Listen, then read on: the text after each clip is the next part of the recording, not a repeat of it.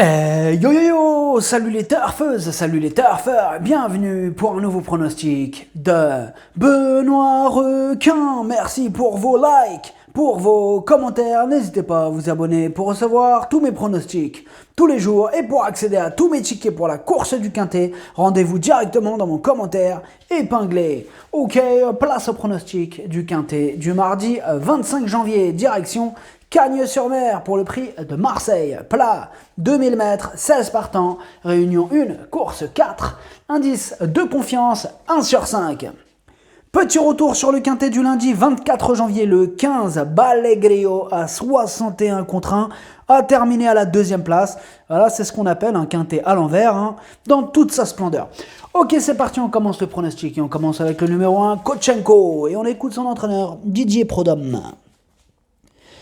Kotchenko reste sur plusieurs bonnes sorties au niveau qui nous intéresse. Il retrouve mardi la fibre écanoise, une surface rapide qu'il affectionne tout particulièrement. Le 14 dans les stalles n'est pas trop gênant à mes yeux car c'est un cheval qui attend. Il aura ainsi plus ses aises pour progresser. Avant le coup, je le vois à l'arrivée mardi. Alors, ce que j'en pense de Kotchenko, c'est un habitué des quintets, il est en forme, il retrouve une valeur qui lui a permis de triompher dans le quintet du 27 février, l'année dernière. Il s'annonce redoutable, le numéro 2, Tender Speed. Et on écoute Christophe Ferland. Tender Speed devait s'élancer en dehors dernièrement et n'a jamais pu se ranger et a dû voyager trop longtemps, nez au vent, en 4e épaisseur. Il faut donc oublier cette sortie et le juger sur ses performances antérieures, il demeure compétitif. Actuellement, je le trouve en très belles conditions et connaît parfaitement le tracé, il devrait très bien courir d'emblée. Alors, ce que j'en pense de Thunder Speed, il adore Cagnes-sur-Mer, il est confirmé à ce niveau, il est polyvalent et il garde bien sûr son mot à dire. Le numéro 3, Ridwan. On n'aura pas les commentaires de son entraîneur pour ce numéro 3. Alors, ce que j'en pense de Ridwan, bon, tout d'abord, lui, c'est mon cheval de complément en cas de non partant. Ridwan, il a été pénalisé de 3 kilos sur sa victoire du 14 septembre et ainsi traité, il n'a pu faire mieux que 7ème dans le quintet du 7 octobre. Là, ce sera aussi sa première fois sur PSF, affaire d'impression. Le numéro 4, Kunt Rostov. Et on écoute personne pour Kunt Rostov. Alors, ce que j'en pense de Kunt Rostov, on n'a pas les commentaires d'entraîneur, du coup, je pense que vous l'aurez compris. Alors, Kunt Rostov, il a terminé à l'arrivée de ses 2 derniers quintets, il est redoutable aussi quand il est muni de ses œillères, ce sera le cas, il a une belle carte à jouer. Le numéro 5, Prince Anodin, et on écoute Antoine de Watrigan. Prince Anodin doit me rassurer sur cette surface. Il est resté en bonne forme et je le crois toujours compétitif au moins pour les places. Il est vrai que pour le succès, sa marge est plus réduite. Alors ce que j'en pense de Prince Anodin, il est plus confirmé sur des pistes en herbe. Après sa pénalisation pondérale, il a terminé 15e du quintet du 4 novembre. On ne l'a pas revu depuis et du coup il y a quelques doutes qui planent sur sa candidature. Le numéro 6, Dragonnet, et on écoute Christophe Escuder.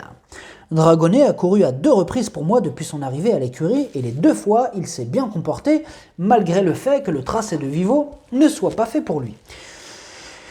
Il sera bien plus à son affaire à Cagnes et jugé sur ses meilleures performances à ce niveau, on a le droit d'y croire au moins pour une bonne place, d'autant qu'en ce moment je le trouve dans un très bel état de forme. Alors, ce que j'en pense de Dragonnet, il n'a plus à faire ses preuves à ce niveau, il vient de prouver sa forme, et il va encore défendre chèrement ses chances.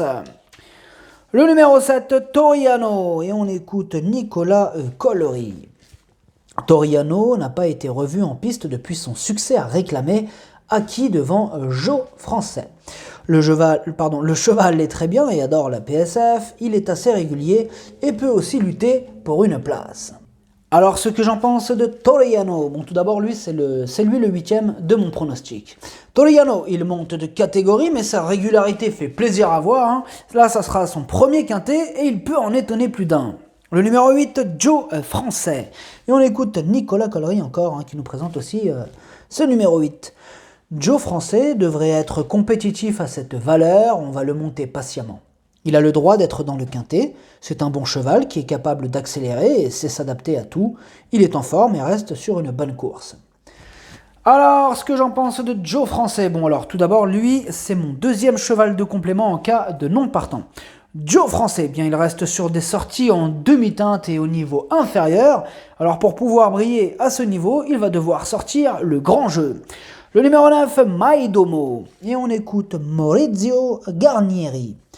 Maidomo est un cheval que j'ai reçu il y a un mois dans mon effectif. Il n'est pas très démonstratif à l'entraînement, mais au regard de ses performances, il est plutôt compétitif à cette valeur. Actuellement, je n'ai pas beaucoup de choix d'engagement, raison pour laquelle je me rabats sur ce quintet. C'est un long déplacement et j'espère le voir bien se comporter. Alors, ce que j'en pense de Maidomo, il effectue une rentrée, son seul essai dans un quintet s'est soldé par une 13e place.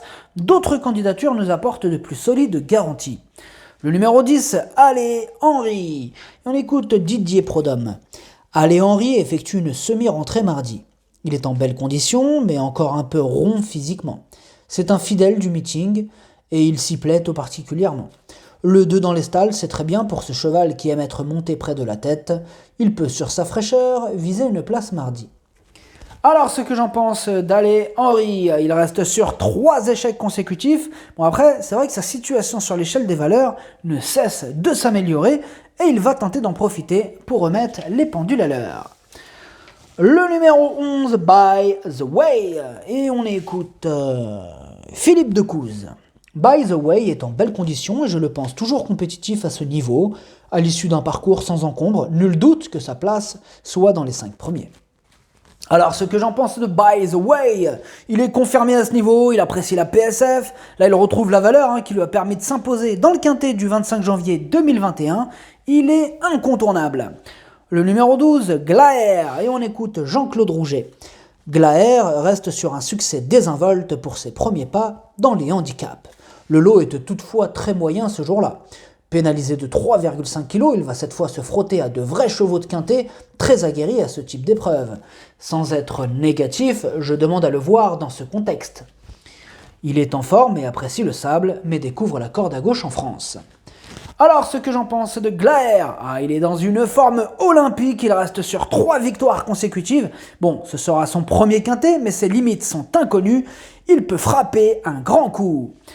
Le numéro 13, Gorock of Saint. Et on écoute Jean-Michel Lefebvre. Gorock of Saint n'a couru que 2 fois pour moi sans réellement briller. Je n'ai pas le choix des courses pour le moment. Le cheval est très bien, mais il est assez caractériel. En théorie, il vaut ces chevaux-là, mais tout dépend de son bon vouloir. Alors, ce que j'en pense de Gorock of Saint, il reste sur 4 échecs consécutifs. Du coup, sa situation sur l'échelle des valeurs s'améliore. Il retente sa chance à ce niveau, méfiance. Le numéro 14, Frosty Bay. On écoute Nicolas Collery. Frosty Bay a mieux couru que ne l'indique son classement dernièrement. Il est très compétitif ici. Il a un peu le même profil que mes 2 autres pensionnaires. Le cheval est très bien. Il avait fait de belles performances cet été et il arrive au top pour ce meeting cannois. Alors, ce que j'en pense de Frosty Bay, il a terminé à la 3e place de ses 2 derniers quintets. Il apprécie la PSF, mieux vaut ne pas le sous-estimer.